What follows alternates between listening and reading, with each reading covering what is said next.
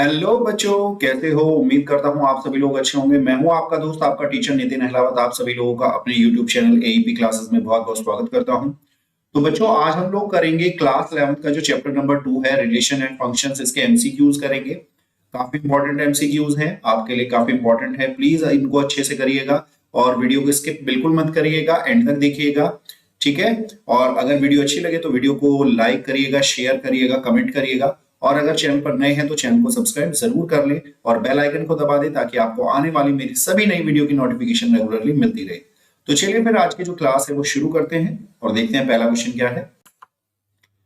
तो यहां पर हमें दिखाया गया है कि हमारे पास एक सेट है। If a is equal to 1 to 4, b is equal to 2 4 5, c is equal to 2 5, हमें find a minus b cross b minus c ये निकालना है। अब सबसे पहले अगर हम देखें a माइनस b क्या होगा। अब यहां पर देखिए ए और बी में 2 कॉमन है और 4 कॉमन है। तो जब हम a माइनस बी करेंगे तो a के ये दोनों एलिमेंट को हटा दो, क्या बचा 1, ये आ गया a माइनस। अब b माइनस सी देखते हैं, तो b और c में 2 कॉमन 5, तो ये आ जाएगा आपका 4।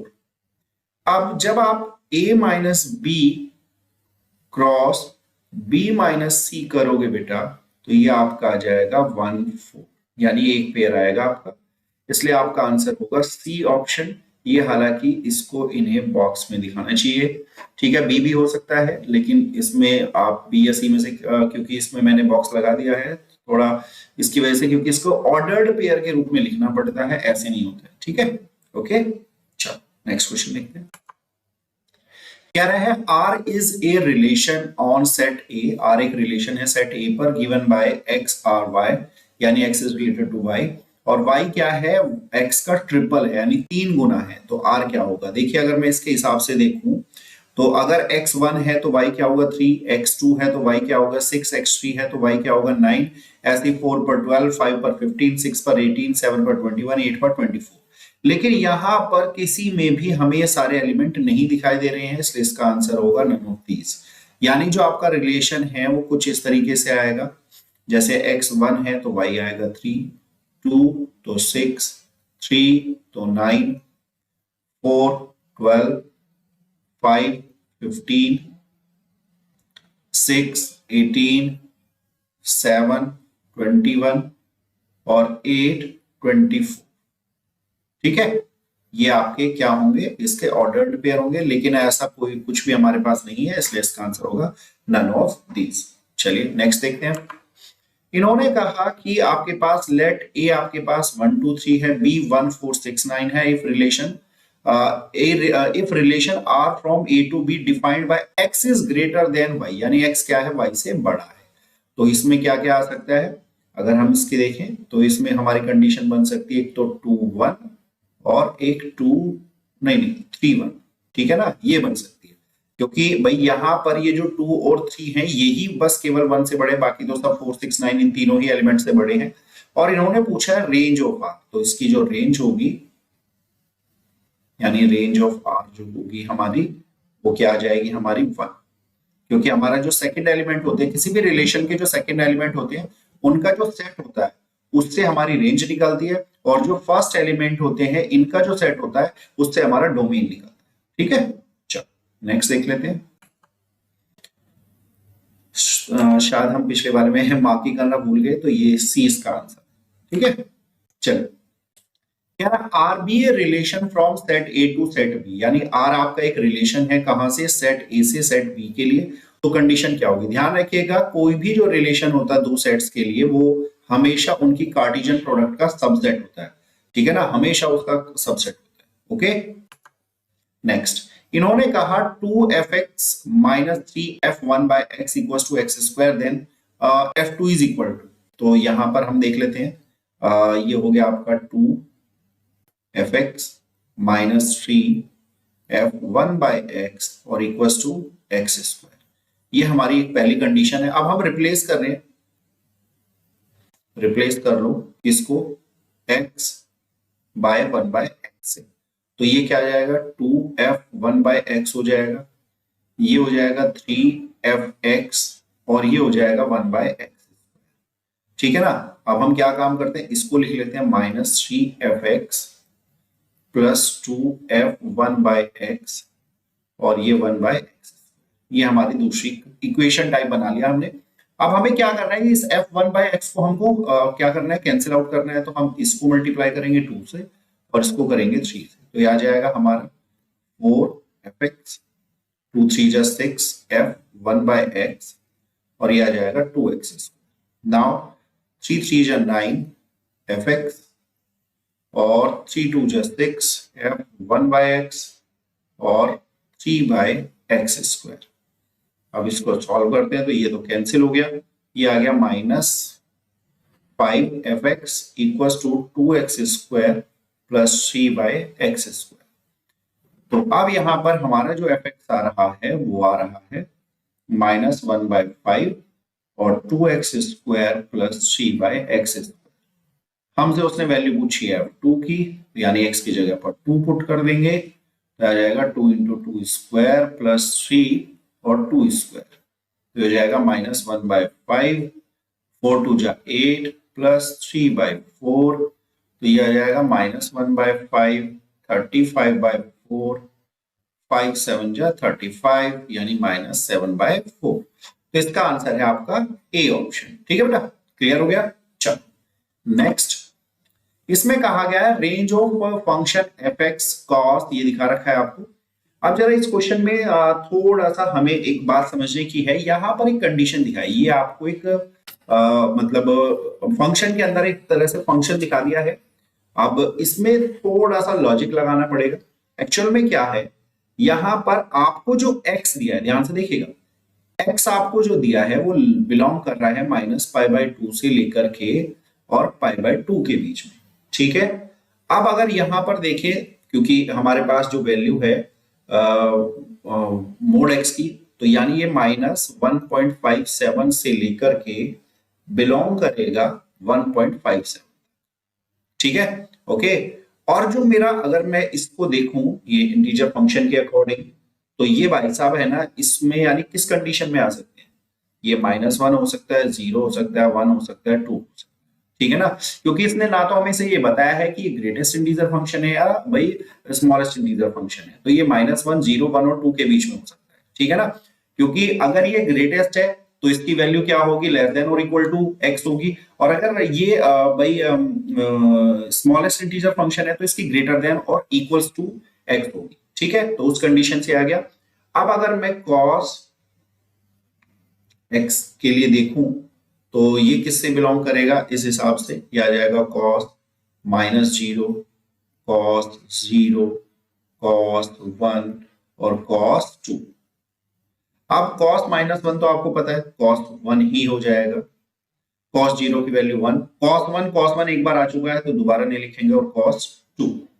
ठीक है, तो इनमें से हमारा ऑप्शन 1 1 और 2 किस में आ रहा है, बी ऑप्शन में आ रहा है हमारा, जिसलिए इसका आंसर है बी। ठीक है, ओके। अगले क्वेश्चन में कहा गया fx = log 1 + x by 1 - x and gx = 3x + x³ by 1 + 3x², then fgx is equals to, तो fgx किसके इक्वल, तो हमें कुछ नहीं करना है, जहां पर x है वहां पर हम पुट कर देंगे 3x + x³ अपॉन 1 + 3x², नीचे भी ऐसे हो जाएगा 1 - 3x + x³ अपॉन में 1 + 3x²। ठीक है बेटा, यानी अगर यहाँ पर ये जो x आपको दिखाई दे रहे हैं, यहां पर हमने इस वैल्यू को यानी gx की वैल्यू को सब्स्टिट्यूट कर दिया। अभी आ जाएगा 1 + 3x² + 3x और प्लस x³ एलसीएम ले लिया है, नीचे भी ले लो, 1 + 3x² - 3x और -x³, ये तो आपस में कैंसिल आउट हो जाएंगे, नीचे जो डिनोमिनेटर है दोनों के। ठीक है, अब ये बनता है log, ऊपर बन रहा है 1 + x³, नीचे बन रहा है 1 - x³। तो अब ये बन जाएगा log 1 + x 1 - x³। आपको पता है log की प्रॉपर्टी होती है पावर आगे आ जाती है, तो इस कंडीशन में ये बन रहा है 3 एफ एक्स। ये हमारा ऑप्शन है सी। ठीक है, क्लियर। चल नेक्स्ट क्वेश्चन देखते हैं। इन्होंने कहा f x equals to cos log x, और आपको f x dot f y minus one by two f x by y plus f x y की वैल्यू निकालनी है।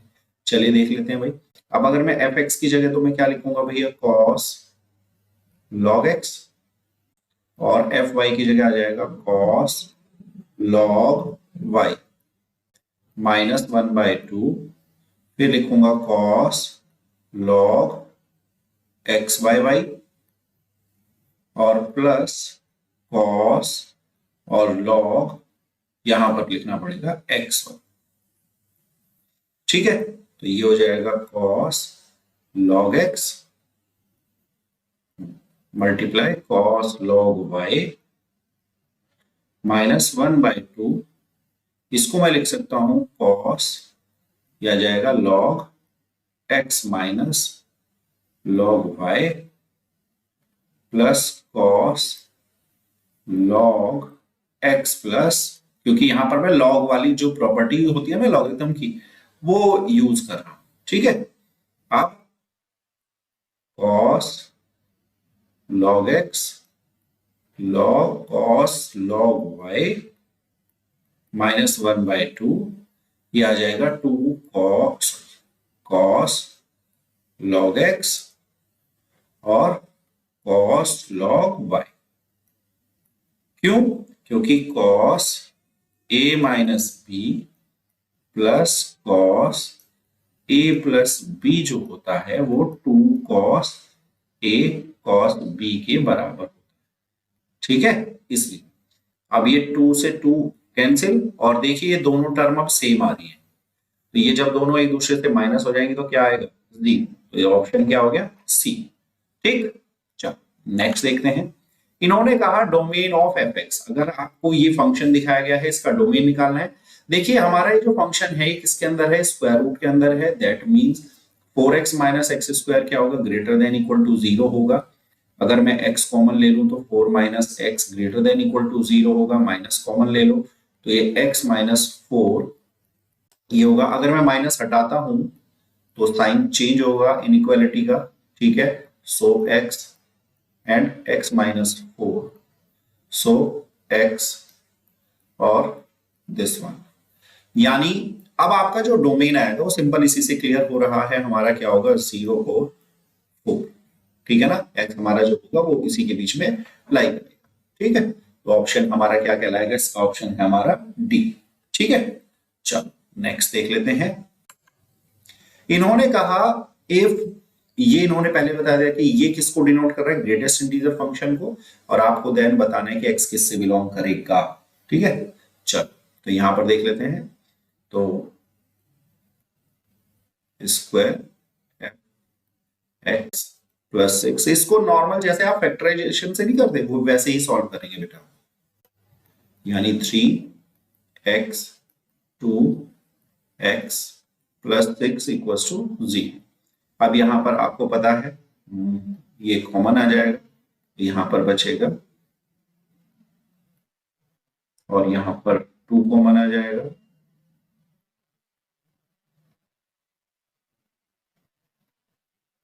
तो यहां पर ये बन जाएगा आपका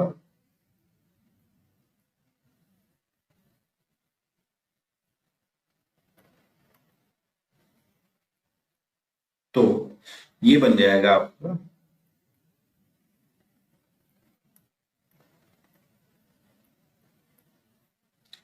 तो यहां पर हम देखते हैं इसकी वैल्यू आ रही है 3 और इसकी वैल्यू आ रही है 2।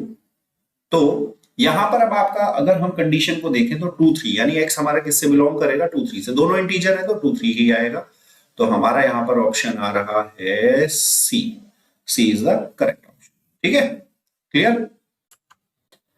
अगले क्वेश्चन में कहा गया है ए आपका है 2 3 5, बी है आपका 2 5 6, ए माइनस बी। अब ए माइनस बी में कॉमन देखते हैं भैया, एक तो 2 कॉमन है और एक 5 कॉमन है, यानी यहां पर तो रह गया आपका 3, और ए इंटरसेक्शन बी की बात करें तो 2 5 आ जाएगा, यानी 2 5। अब अगर इनकी कार्टेशियन प्रोडक्ट करेंगे तो क्या आएगा 3 2 और 3 5। तो आंसर कौन सा है यहाँ पर? सी ऑप्शन इसका आंसर। आसान सा क्वेश्चन दे। कह रहे relation R defined on the set of natural numbers. Natural number पर इसको डिफाइन किया गया, a b, a minus b क्या है? 3 है। चलिए ऑप्शन में देख लेते हैं भाई, ए माइनस बी 3 आना चाहिए, ठीक है ना। तो यहाँ पर इनका डिफरेंस 3, ए माइनस बी 3 आ रहा है, हाँ या ना? बताओ मुझे, क्लियर नहीं आ रहा ना? क्यों नहीं आ रहा? रीजन आ रहा है -3 आ रहा है, 3 नहीं आ रहा है, -3 आ रहा है। तो ये आ रहा है हमारा -3, यहाँ पर भी -3 और यहाँ पर भी -3, तो ये तो ऑप्शन नहीं है। फिर 4 और 1 का डिफरेंस 3, 5 2 का डिफरेंस 3 और 6 3 का डिफरेंस 3, ये हमारा ऑप्शन करेक्ट है। यहाँ पर तो ऑप्शन ही है हमारा -2 आ रहा है, तो ये पहले ही हो गया, तो ऑप्शन क्या है? B is the correct answer. Next कह रहा है इफ आर के लिए दिखाया गया x y such that x y belongs to Z, x square plus y square less than equal to 4। ध्यान से देखिएगा, x square plus y square less than equal to 4 है, तो वो कह रहा है डोमेन बताना है। तो इसकी कंडीशन क्या क्या हो सकती है? जब इंटीजर है तो मान के चलिए हमारे पास अगर वो 2 की स्क्वायर है तो 0 की स्क्वायर हो सकता है, ये कंडीशन आ जाएगी। अगर वो 1 की स्क्वायर है, ठीक है ना, तो हम जो जो वैल्यू पुट कर सकते हैं, 1 की स्क्वायर हो तो भी हमारा हो जाएगा, क्योंकि हम यहाँ पर 0 की स्क्वायर को अगेन पुट कर सकते हैं। फिर अगर हम 0 की स्क्वायर यहाँ पर करें तो यहाँ पर 0 भी आ सकता है और 1 भी आ सकता है, ठीक है ना। और यहाँ पर अगर अब हम -1 की स्क्वायर करें अगेन तो भी हमारा बन जाएगा, और -2 की स्क्वायर करें तो भी हमारा बन जाएगा, ठीक है। तो यानी 2 1 0 -1 और 2 -2 सारे ऑप्शन बन रहे हैं, यानी option C is the correct, ठीक है। यहां पर क्योंकि हमें क्राइटेरिया बनाना है कि जो इन दोनों की स्क्वायर का जो सम होगा ना वो क्या होगा? 4 से क्या होगा? कम होगा या 4 के इक्वल होगा। ओके, चलो नेक्स्ट कह रहा है let N A equals to N then the number of all relations on A. देखो अगर हम कभी भी नंबर ऑफ ऑल रिलेशंस की बात करें तो वो बनता है 2 की power n A multiply by n A, ये बने। तो इस हिसाब से बनेगा ये क्या? n इंटू एन, यानी 2 की पावर n और उसकी स्क्वायर। तो यहां पर ऑप्शन क्या है? सी। सी इज द करेक्ट आंसर, ठीक है, क्लियर। दो अलग अलग सेट होते हैं तो n A multiply by n B हो जाता है, ठीक है। नेक्स्ट क्वेश्चन में कह रहा है एन ए यानी number of elements in A 4 है, number of elements in B 3 है, number of elements in A multiply B multiply by C क्या है? 24। तो देखिए आपको मैं बता दूं, n cross b cross c is equals to n a cross n b और क्रॉस n c, ठीक है बेटा। तो यहां पर ये वैल्यू है 24, n a है 4, n b है 3 और n c मुझे मालूम नहीं, तो 4 3 जा 12, 2 जा 24, n c मेरा आ जाएगा 2, क्लियर। तो option D is the correct answer. चलिए नेक्स्ट देख लेते हैं। इन्होंने कहा एफ एक्स आपका x बाय x माइनस 1 है, एफ ए अपॉन में एफ ए प्लस 1 निकाल। तो देखिए एफ ए का मतलब हो जाएगा भाई a अपॉन में a माइनस, यहां पर जहां जहां x है वहां पर हमने a पुट किया। अब हम a प्लस 1 पुट करेंगे तो आ जाएगा a प्लस 1 और a प्लस 1 माइनस 1, तो ये आपका आ जाएगा a by a minus 1 into a upon में a प्लस 1। तो ये आ रहा है आपका a स्क्वायर अपॉन में a स्क्वायर माइनस 1, और यानी ये कंडीशन आपकी जो बन रही है एफ ए स्क्वायर की बन रही है। तो option C is the correct answer, ठीक है। तो बच्चों ये थे आज आपके लिए कुछ इंपॉर्टेंट रिलेशन एंड फंक्शंस के एमसीक्यू। उम्मीद करता हूं सारे ही क्वेश्चन आपको अच्छे से समझ में आ गए होंगे, कोई प्रॉब्लम नहीं होगी। अगर ये वीडियो अच्छी लगे तो वीडियो को फटाफट देखिए लाइक कर दीजिए, अगर अभी तक आपने लाइक नहीं किया तो फटाफट लाइक का बटन दबाइए, शेयर करिए अपने फ्रेंड्स के साथ, अपने दोस्तों के साथ, और अगर अभी तक चैनल को सब्सक्राइब नहीं किया है तो चैनल को सब्सक्राइब करके बेल आइकन को जरूर दबा दें ताकि आपको आने वाली मेरी सभी नई वीडियो की नोटिफिकेशन रेगुलरली मिलती रहे। तो चलिए फिर मिलते हैं नेक्स्ट वीडियो में, तब तक के लिए बाय बाय, टेक केयर, जय हिंद।